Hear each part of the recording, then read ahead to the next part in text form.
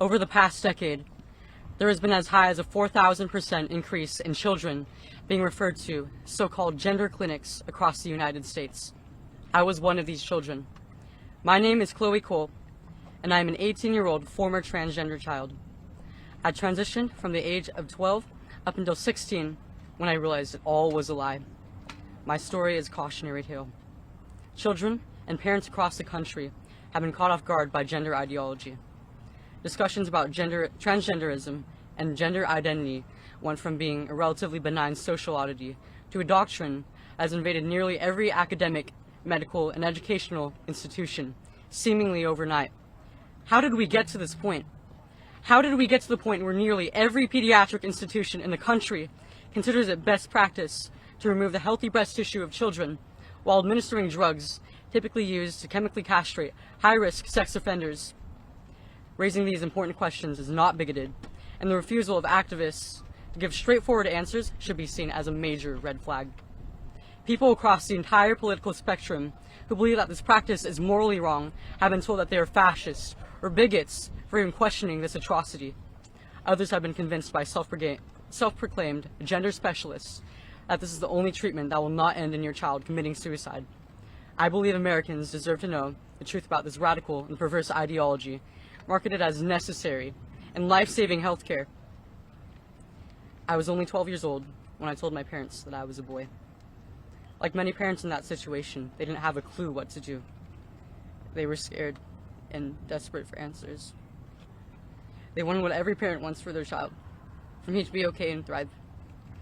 At 13 years old, on the advice of so-called medical professionals, I was put on puberty-blocking medication, and only a month later, I was given my first testosterone injection. The gender clinic presented my parents with the classic false dichotomy regarding children with gender dysphoria.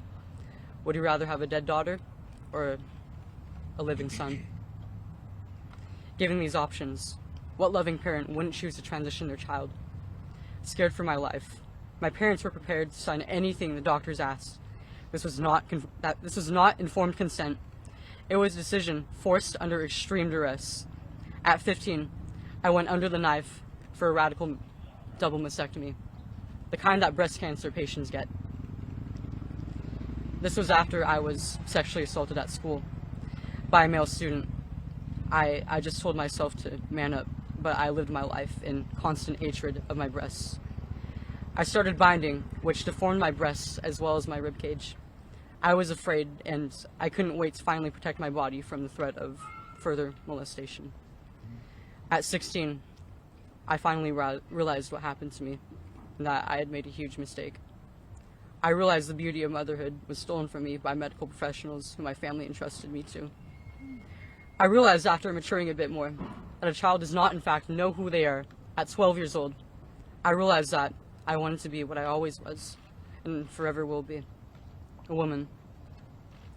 With this realization came a series of challenges that were far worse than the transition. Somehow, I had to get myself off these drugs and tell everyone in my entire life that I was not who I said I was. My parents were shocked and felt like they failed me on every level imaginable. My friends all turned against me because I was evidence that their beliefs were a lie. I was a joke. I was a fraud. I was many years behind in development, incapable of feeding my future children, and worst of all, completely alone. Even the medical professionals who got me into this mess now have no idea what to do with me, and they refuse to help me. It almost killed me, as it has killed many who regret transition. The big question still remains. How was a 12-year-old introduced to the idea that they could do something as ridiculous as change their sex? I was and still am the type of kid that never really fit into social norms. I was a tomboy, I was shy, I didn't socialize easily. At 11, I made my first Instagram account. I had unmonitored internet access. It wasn't long until I was exposed to a ton of LGBTQ content online, and I had never seen anything like it. You mean that all I have to do is subscribe to this ideology, and then I'm an accepted, celebrated, and valued member of the most talked about community on earth? Transgender people are the most celebrated subset of this community. I saw the unbelievable amounts of praise and attention they got online, and subconsciously I yearned to have a piece of it. With every milestone In my medical transition, I was given more and more attention and celebration.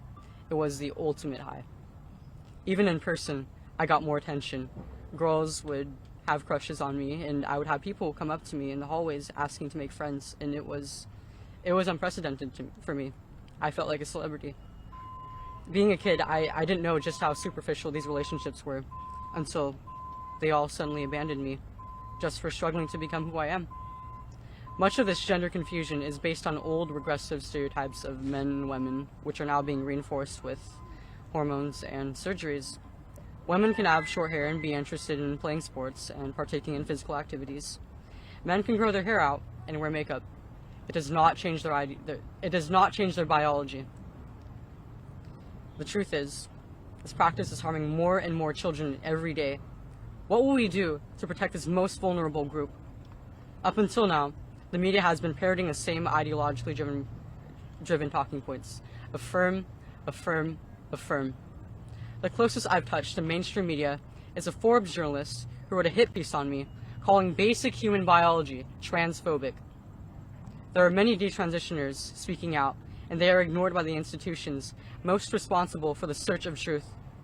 Up until today, most politicians on the left and right have done nothing but get into Twitter fights on this issue. There is no second chance at childhood, so we must do our best as adults to guide our children to pathways that lead to healthy bodies and minds instead of depression and disfigurement. No child deserves to suffer under the knife of a gender-affirming surgeon. America's children, all children, deserve better. Thank you.